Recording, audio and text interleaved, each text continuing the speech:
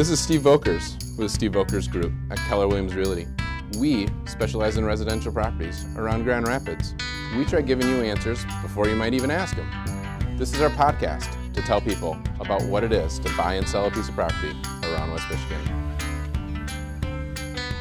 Coffee call time.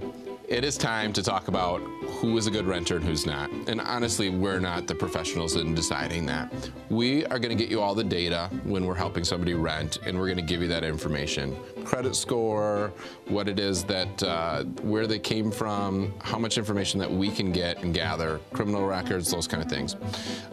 We definitely just suggest that you review all that information and then determine what your gut says.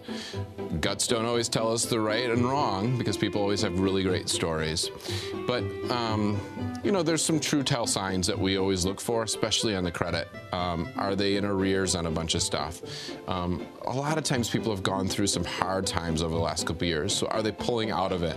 Has there been bankruptcies? You're not going to always have somebody with great credit being a renter. So what we're going to want to do is just really understand their story, where they came from. One of the key things for me is if they owe money to one of the utility companies and they haven't paid it, that's a red flag.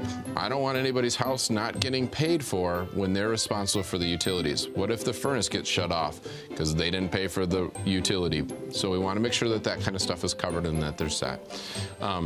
It's a risk to rent a home. You have to know what you're doing. If you don't, there are property managers in Grand Rapids that are great. We'd prefer to send you over to them. It's a couple $100 a month or $100 a month. It's not as expensive as you think.